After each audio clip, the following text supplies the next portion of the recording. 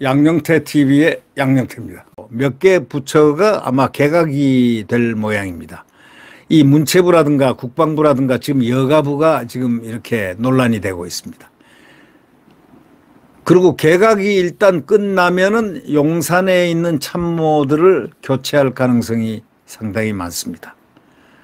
이 참모들도 교체해서 새로운 어떤 기풍, 또 이 정치권에 다시 정치를 할 사람들을 또 배분을 하고 나갈 사람은 나가고 하는 정리리, 모든 것을 일사불란하게 움직이기 위한 조직화를 위해서 주초의 개각이라든가 또는 있는 분들, 용산에 있는 참모들도 교체하고 뭐 등등의 일련의 인사 이동이 있을 것 같습니다.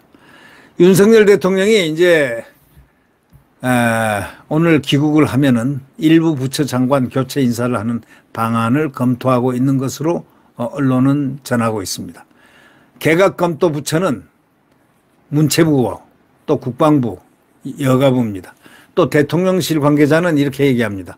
윤 대통령의 최종 결심에 따라서 인사폭이 넓어질 수도 있고 좁아질 수도 있고 또 시기가 모든 것이 다 결정이 될 것이라면서 아직 최종 결심은 대통령의 결심이기 때문에 잘 모르겠다는 그런 뜻으로 표현이 됐습니다.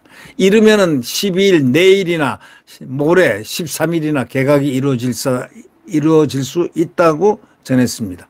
지금 유력하게 떠오르는 그 개각 명단에는 유인촌 씨와 신원식 장관, 신원식 장군, 또 유인촌 전 장관이죠. 문체부 장관이죠. 또 김행 씨, 뭐 이런 분들이 지금 거론되고 있는 것으로 알려져 있습니다. 유인촌 특보는 이명박 정부 때 문체부 장관을 지냈습니다. 지난 7월에 대통령 특보에 위촉됐죠. 예술인 출신입니다. 배우 출신이죠. 연극인 출신이죠. 윤 대통령의 신임이 매우 두텁다는 겁니다. 또 신의원은 잘 아시다시피 육군 중장 출신으로서 수도 방위 사령관을 거쳐서 합참 작전본부장과 합참 차장을 지냈는데 이분은 상당히 작전통입니다. 정말 실질적인 전략, 전술에 능한 아주 작전통으로 알려져 있습니다. 이런 분이 국방부 장관이 된다면 제대로 국방이 이루어질 수 있다라는 그러한 알만한 사람들은 신원식 장군을 그렇게 바라보고 있습니다. 예술인이지만 이 유인촌 장관도 상당히 탁월한 능력이 있다. 배심도 두둑하고, 네. 또 김행 의원은 중앙일보 기자를 했었는데 상당히 똑똑하고 사고가 정연하고 그다음에 이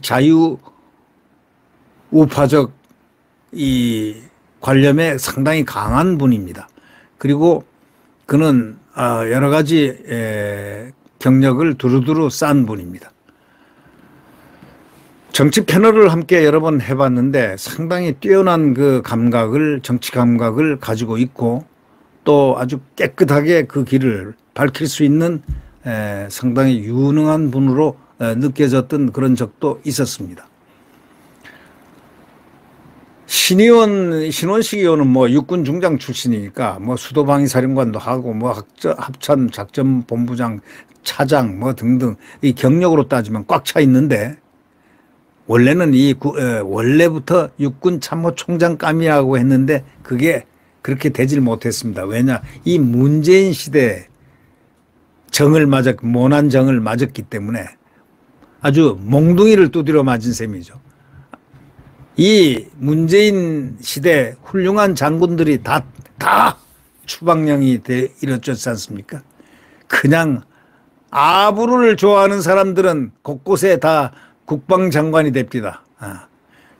보니까 그 아부와 국가 파괴에 같이 함께 동참하는 그 모습들을 우리는 눈으로 봤지 않습니까?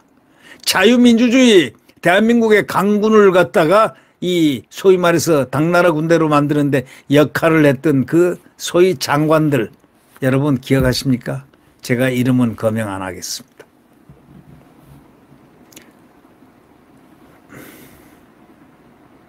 이 신원식 장군은 육군 중장 출신입니다. 21대 총선 때 비례대표로 국회에 들어와 가지고 역할을 했습니다.